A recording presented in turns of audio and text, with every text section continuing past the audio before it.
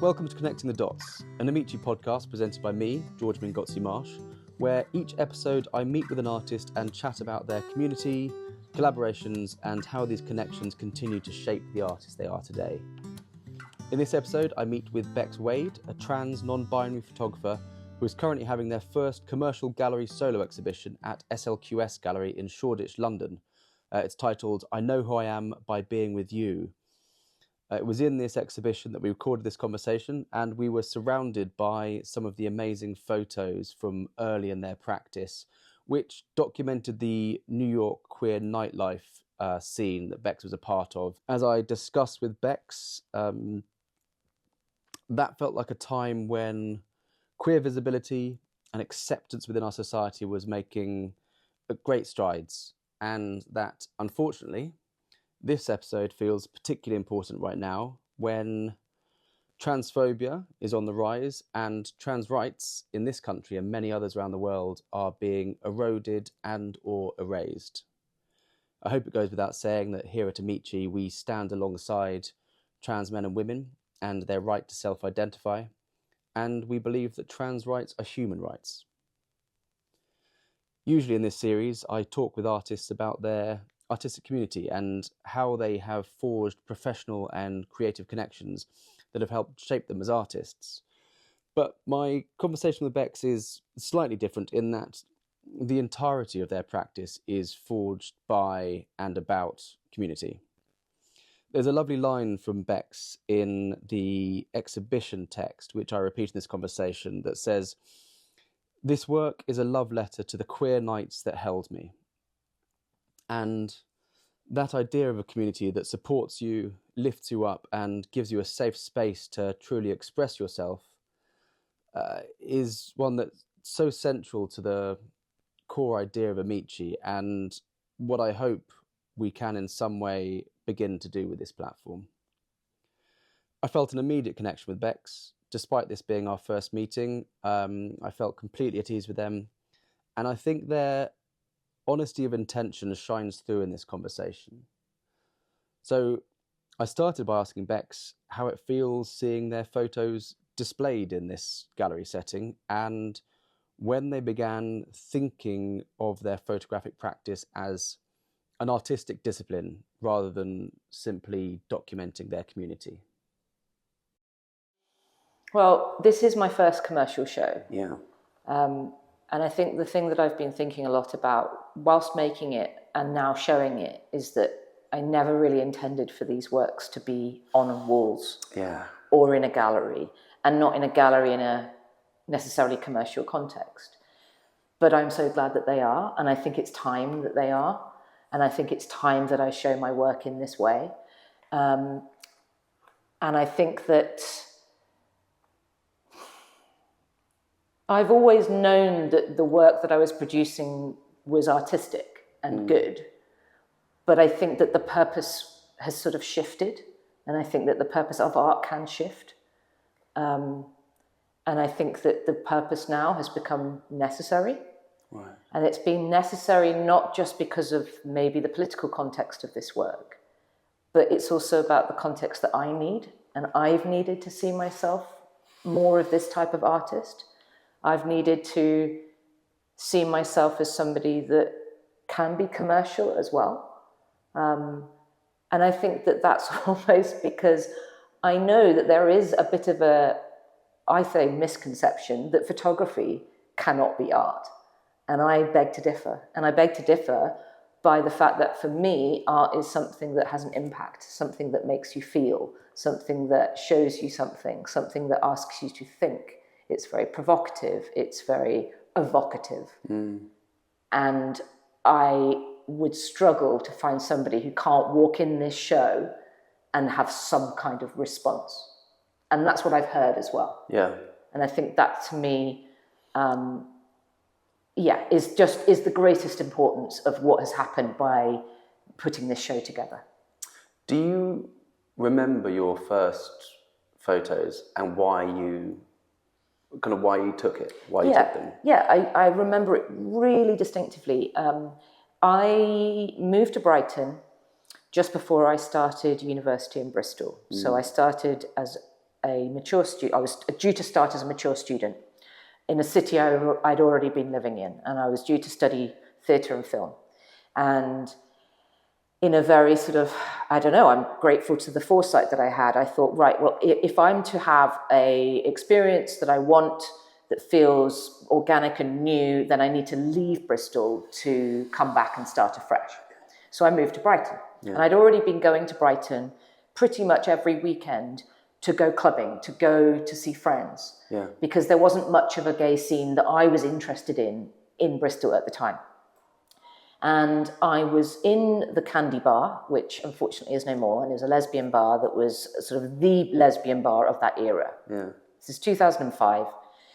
And I saw people in this bar with big cameras and big flashes, or just one person. And I would keep seeing somebody in club nights. And I knew about this website that they were working for called realbrighton.com. And it was, I've always described it as it was like an online timeout for gays. And I knew about this because I was working in an internet cafe about 4 years before with a friend, Dave, from Brighton.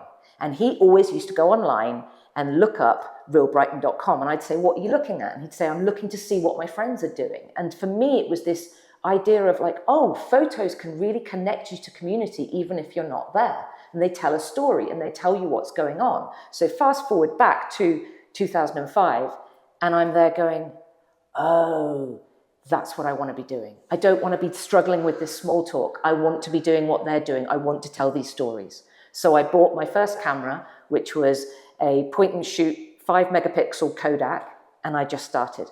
And do you, or did you, I suppose, then find that the camera was an access point, a way of connecting people, or did it kind of somehow keep you at arm's length? Both. I think that it gave me an opportunity to connect with people. It's a reason to kind of interact with people. Totally. And I've always said, and I've continued to do this, I flirt with my camera as much as I flirt with myself. And I'm not sort of necessarily flirting to get into somebody's pants, but I'm flirting to bring that sense of shared communion, basically. And it also gave me an excuse to leave.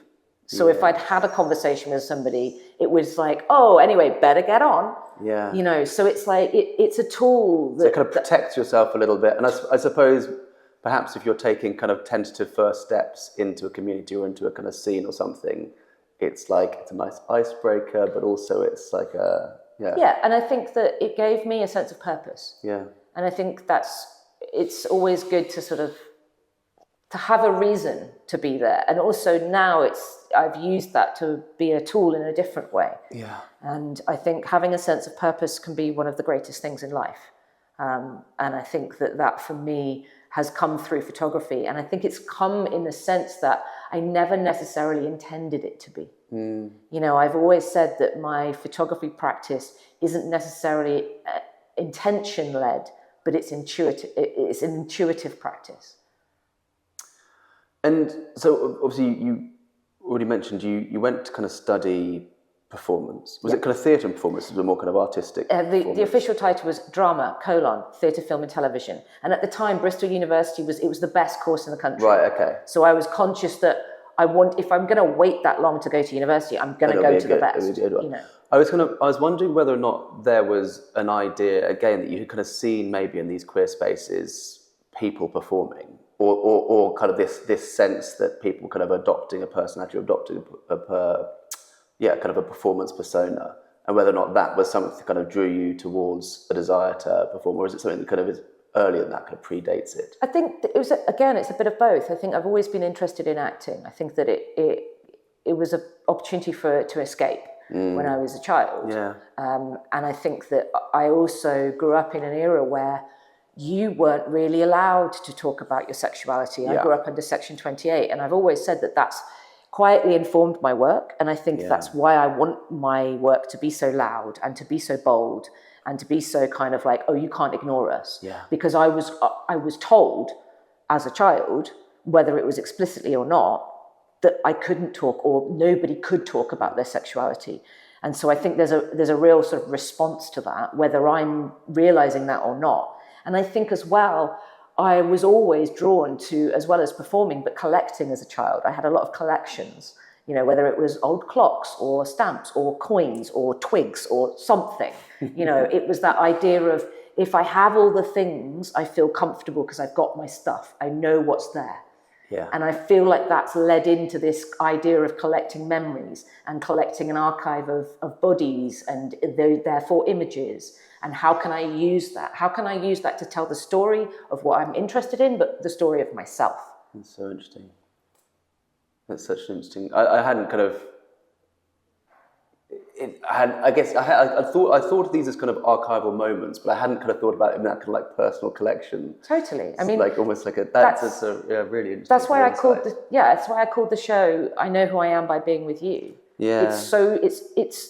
It gives me goosebumps even saying the title of a show, which I've said loads of times, because it's so true.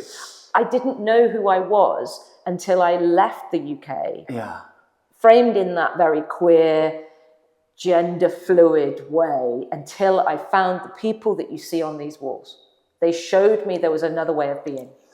So you've described this show as a love letter to the queer nights that held me.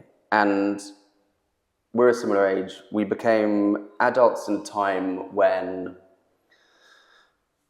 I guess kind of post-Section 28, we became adults in a time where the world was feeling more liberal, more accepting. There were lots of queer spaces where you could be queer in these kind of designated areas, but also in public it was kind of becoming easier to be queer and be more visible and things like this. And in an incredibly short amount of time, a lot of that seems to have slipped away for a combination of reasons, but it seems to have kind of slipped away or being kind of swept away. And do you see these photos that you took, 10 years ago, 15 years ago, some of these photos, differently in the kind of contemporary context? Kind of knowing that these spaces aren't here anymore, knowing the way the public might view some of the people in these photographs in a different way than when you took these photographs. Like, do you see these in a different light now? Absolutely.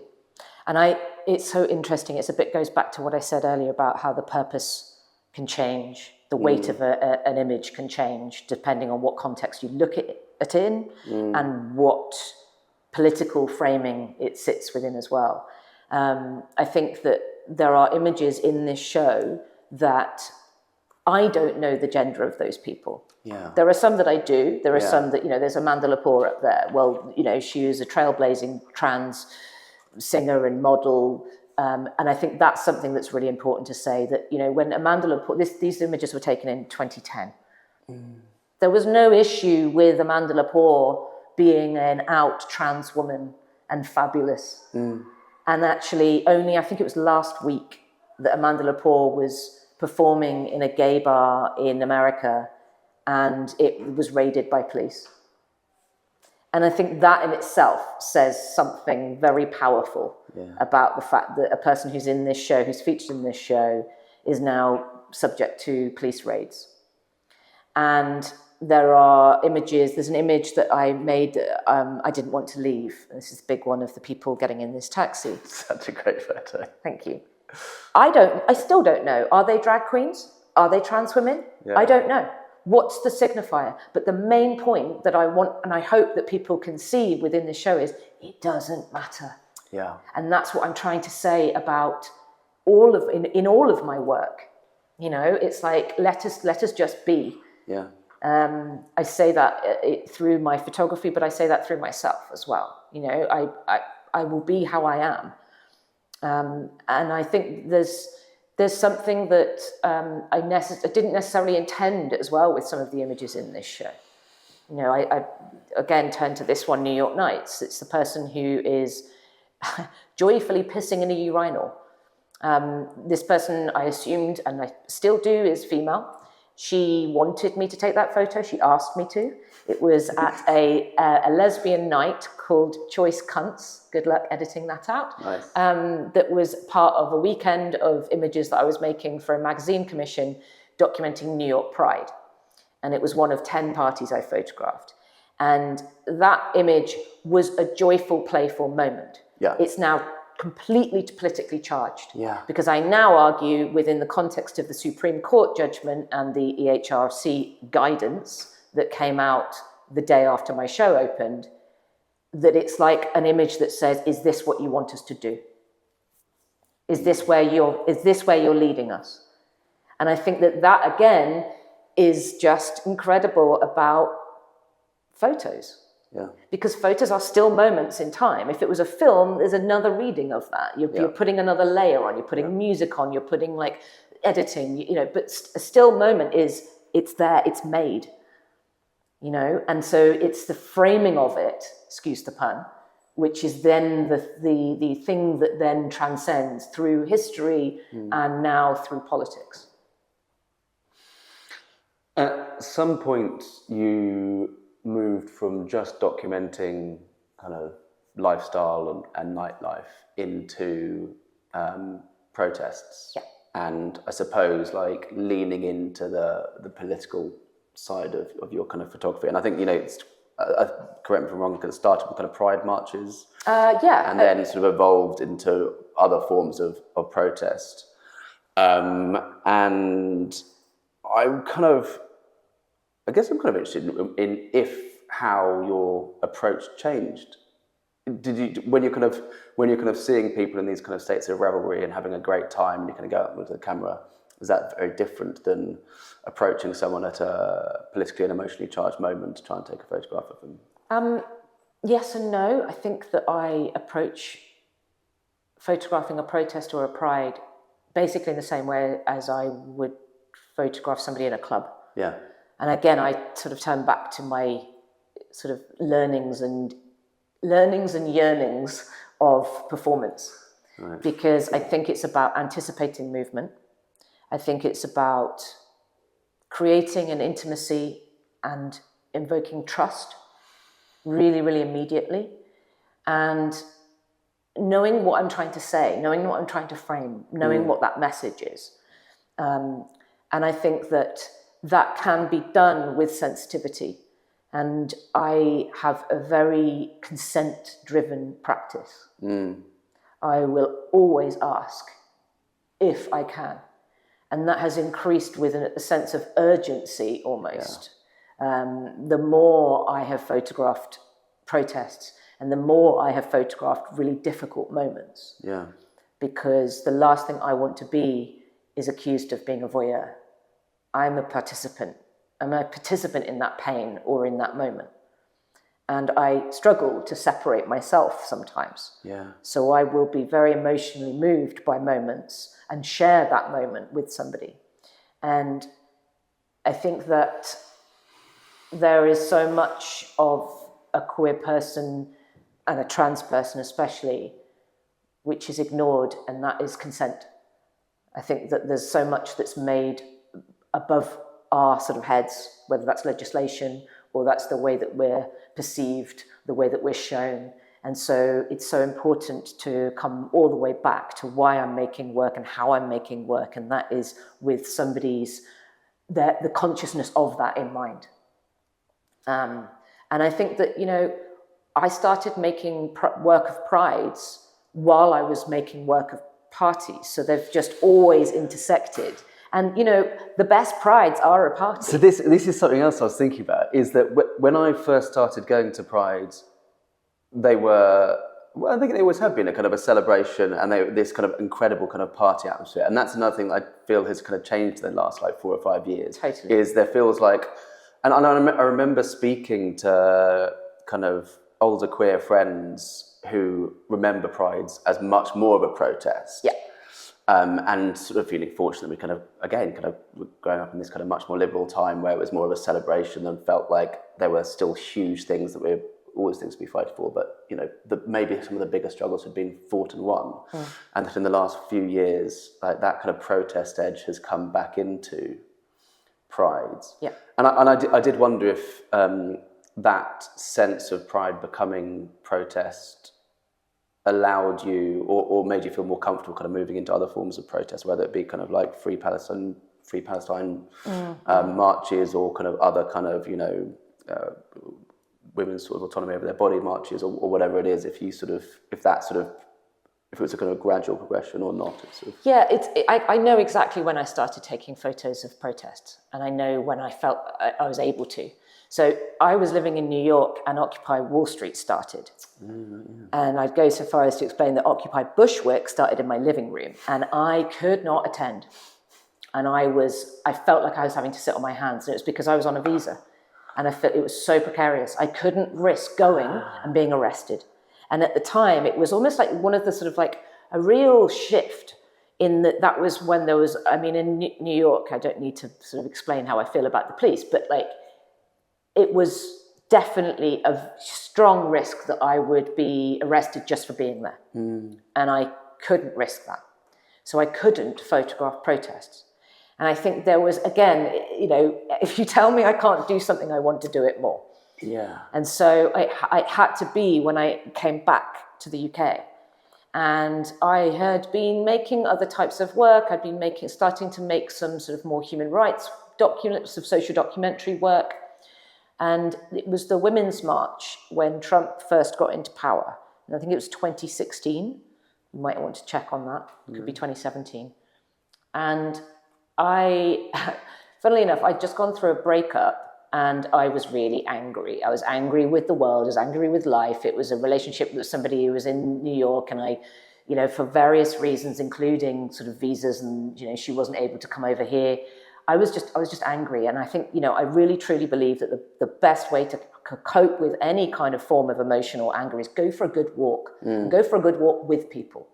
And I understood then from that moment the power of protest, which I'd always known, and I couldn't stop. I caught the bug. And it wasn't just queer protest. I was covering all types of protest, whether that was women's rights, whether that was abortion rights, whether that was the thing. I've been covering Palestine protest for probably about 6 years. Yeah. So, you know, I am thrilled that people are now attending protests, but there's a big part of me that's like, well, where were you then? Yeah.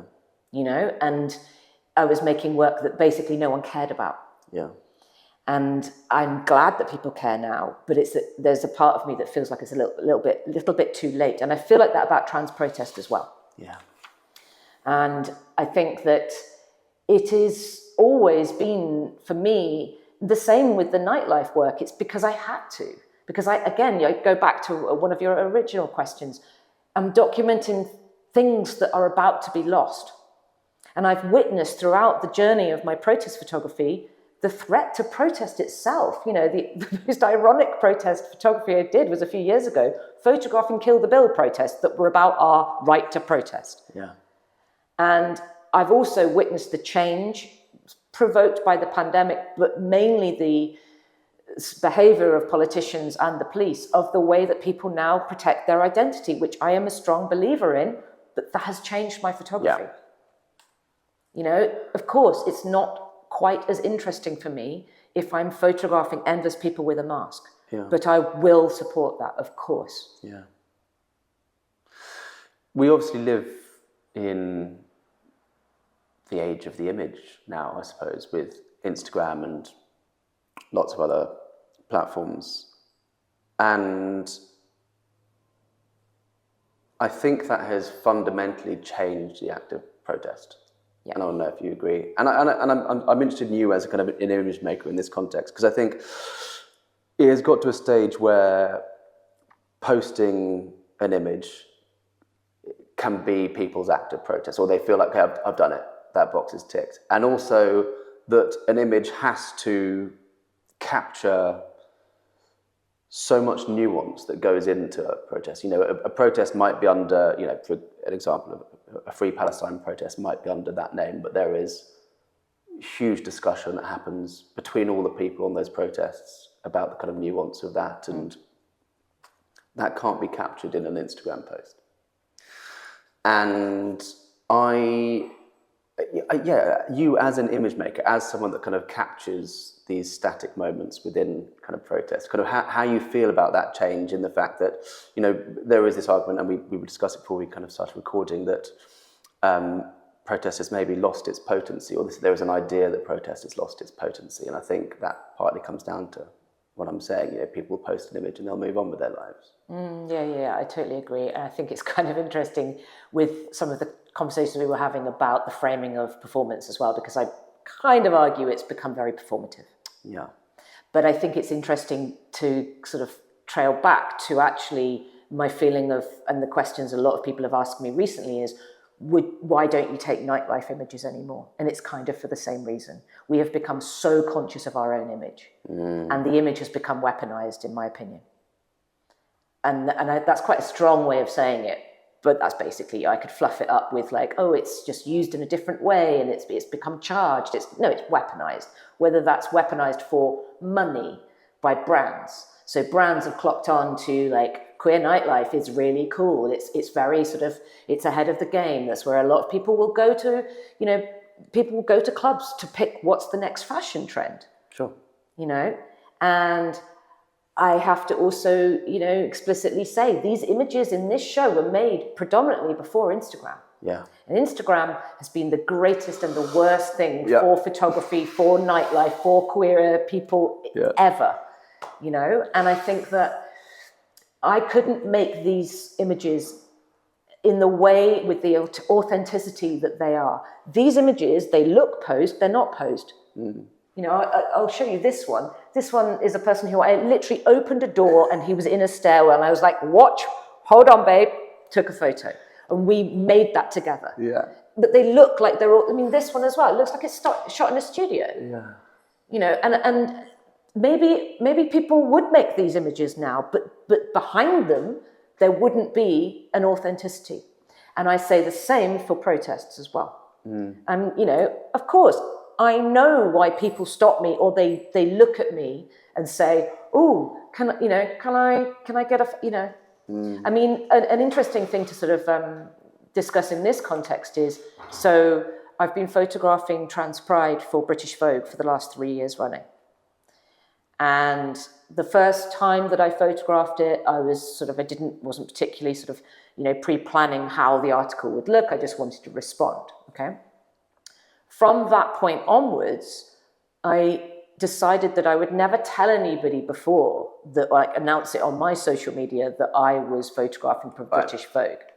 And I also intended to, if I could, only photograph sort of unknown people. Yeah. So I wouldn't feature celebrities or influencers, because for me, if I have that power of like, I'm the person who's documenting my community, I will sure as hell show it as I want to, which is as it is, not how people want it to look. And it's so interesting that when you tell somebody why or how or who you're shooting for, there's a totally different interaction. So again, very recently, I was asked by British Vogue to photograph the big trans protest that happened as a result of the Supreme Court judgment. And I did tell people, because that also, it serves a dual purpose. It serves a purpose for consent for me. So people know, if they see me, they know where these photos are going. Yeah. Even though I would always tell people anyway. Yeah. But it was really interesting if I'd bump into people, they knew why I was there and they knew who I was photographing for. And it would be like, hi. Yeah. And I'm like, no, it's this in the same way that back in the day when I was photographing on the dance floors, if someone stopped me and said, can I have a photo? I'd say, no, and walk off, because I'm not interested in something that's been created consciously by posing. Yeah. And I think that's why, again, it's really important for me to talk about the consent side of my work, because you could say, well, then if people know that you're taking a photo, then it's not going to be real. And it's like, no, it's a fine line, but it is possible. So again, at this same protest, there was somebody who was holding a sign sort of in a sort of clearing with beautiful trees and people. And I knew that I was going to ruin potentially the moment by saying, hey, can I have a photo? But the risk is worth it for me at the moment, especially with the trans community. Yeah. And so I went over and I said, would you mind if I took your photo? And she said, absolutely, take it, put it everywhere. And I said, it was a beautiful moment that I saw. Would you mind just going back to how you were? She was like, yep, sure. And you can, it is possible to just be like, here I am. Same with, there was another image the same day of a trans woman kissing her partner. And there is no way I'm not going to ask consent for that moment. And I said, would you mind? And she went, put it everywhere. And then just went back to snogging her partner. And, again, it's this sort of like, it's not always a bad thing that people are conscious of their image, because they also know that that can be really powerful. And, you know, and I'm really happy that, you know, a publication like Vogue wanted to cover a protest. And I think, you know, it's not, so it also shows it's not just fabulous people at Pride. Absolutely. Yeah. I mean, the next thing I wanted to kind of talk to you actually about is kind of visibility. Like you've now had your work shown in galleries, in public spaces, institutions. And again, we kind of grew up under Section 28. I'm kind of curious to know how important you think it is, and if art, photography in your instance, can push forward social causes. Totally. I mean, I think that there's a misconception that art's just sort of pretty pictures on walls. I think art's always been... Alive. It's been, well, alive. And alive sometimes. Yeah, it's always been alive. Yeah. And I think it's always been, you know, I believe that like fashion and art are really intertwined and really important, because it's a bit like television. You know, I've always argued that television is more important than film in changing a public conscience, because you don't realize what's happening when you're watching it. We've got this notion of like, I'm just watching TV to relax. And there's a sort of like, it's a passive sort of action as well. You're just kind of there and you just watch whatever comes on. I can't be bothered to change the channel. And then sure enough, a very sort of, I don't know, a hard-hitting documentary will come on and you'll be like, oh my God, that really made me think. And I kind of feel the same about art. Yeah. You know, I think that, you know, people think they're going to go and see something enjoyable. I'm going to go and be cultured. They don't expect to be sort of finding something that's quite arresting, that makes them potentially re-see themselves. You know, and I think that that's a really, really brilliant, beautiful thing. And, you know, to touch on what you said about my work being in these different spaces, you know, again, I say at the beginning, you know, I didn't intend for a work like this to be in a gallery wall, on white walls, and actually being framed really traditionally. It was a really conscious effort. I wanted these images that kind of in one way could and should be seen in sort of quite sort of free ways. You know, I wanted to put them in frames, and I wanted to put them in frames with details that maybe people notice and maybe they don't. You know, like these images from Bloody Mary, this series that were all shot on the same night. They've all got different colour splines. Yeah. And they all match. It's a really nice detail. Thank you. They all, well, thanks to my framer in Bristol, which is like incredible. But you know, even this one here with the girls, it's got a nod to the glow sticks. The glow sticks that were part of that, you know, not necessarily this night, but Bristol loved a good glow stick back in the day, you know. And I think that's something, again, it's like these works make themselves become a piece. So it's not just the image, it's a piece of work, you know, as a separate entity. Do you see these differently? Do you think they are different, like fundamentally different here, framed, presented like this, than if they were seen in a magazine? Totally. For me as well, which is the really important bit. And again, even though in a magazine, so if they were in Vice magazine or Days magazine, something like that, they might reach more people. Yep. You think there's a kind of a power in giving them this sort of authority, maybe? Like presenting this way, it's like, this is something you need to take seriously. This isn't something disposable. This isn't something... you know, in a very non-subtle way, I'm saying, this is art. It is in a frame. It is stuck to a wall. yeah, exactly. You know, it's like, if you don't believe me, I'll show you. Yeah. And I think that, again, going back to the institution, am I the type of person to have work in a really traditional institution like the V&A? Yeah. Probably not. You know, I'm quite unconventional. Yeah. I'm an activist as in equal amounts as an artist. And I think that there is something extra powerful about that. So when one of the, you know, 5 of the images were acquired by the V&A in I think September 2023, and a few months later, one of those images was put and placed permanently in the Young V&A. And the image is a protest image, and it very proudly, explicitly says trans kids are a blessing. Now, you tell me, Is that the kind of image that you would normally see in a children's museum? Probably not. It sits underneath Keith Haring. It sits alongside Greta Thunberg. Yeah. That in itself, to me, again, I go back to what is art, is that. It's gorgeous, isn't it? Showing kids, it's starting conversations. I didn't see myself. I didn't see any even hint of queerness or transness in museums and galleries when I was growing up. No. And I've been there. I used to live down the road from the Young V&A, and I've just sort of quietly been a person, just sort of stood there watching people observe and be sort of in practice with my art. And there was a conversation that I witnessed with a very young child, and he just turned to his mum and just went, "What's trans?" And I sort of like laughed to myself, being like, yeah, good luck with that. Didn't know that you were going to have that conversation on a Wednesday afternoon, but that's the power. Yeah. And, you know, in the same way, you know, being the first trans artist ever to be publicly displayed, or permanently displayed by the V&A, also really powerful. Sometimes it's a bit kind of icky to be the first of something and to sort of like, you know, be that champion. When it comes to an institution like that, really important, because I pave the way for others. Absolutely. And that in itself, when art can open doors, and being the first of something opens doors. And so I'll stand by that, and I will wear that as such a badge of honor. Wonderful.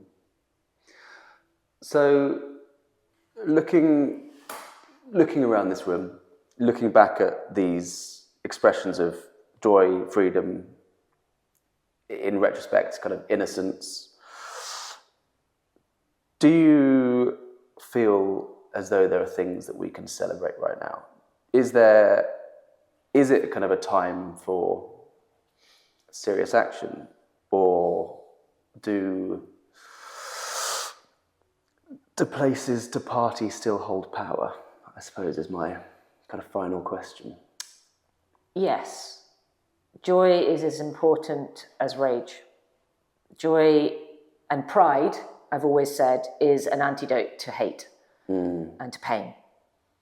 And it's a bit like you can't have light without darkness. It's like the two are needing to be in one. And I think that to be in communion is a really, really powerful, powerful thing. And I think that, you know, we don't have as many nightlife spaces, especially queer spaces. Yeah. I've just witnessed them just changing and closing. None of these places that are depicted in this room exist anymore. Yeah. Half of them are blocks of flats, or, you know, probably, I don't know, a J. Crew or something, you know. But it's almost like that's okay, because it's a very queer thing to take something and to evolve and to experience loss and pain and to move on and make something better. And we continue, we go on. And I think that my work has always been about saying that. It's about saying that we exist because we are. And I think that's what this show is. It's saying, in and amongst this horrible time, that you think in every week, I just think, really? Can this get worse? Yeah. You know, like I rage painted my hallway when the Supreme Court news dropped. I haven't got anywhere else to paint in my flat, you know, and that's more of a worry to me. No, it's not. It's that sense of, okay, bring it on. Yeah. You know, like what more can you do?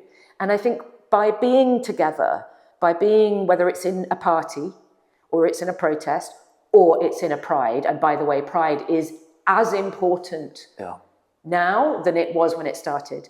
And you know, like fuck corporate, okay, and fuck pink washing. And that's a very important statement, because it is happening. It is happening in those prides. They're saying, oh, but you know, we need the money. No. You do not need that money. You know, a pride can take place if someone's got a sound system and a group of people. Yeah. And I am a huge witness to that. You know, I traveled a lot last year documenting pride around the world, and this will be continuing for however long it takes.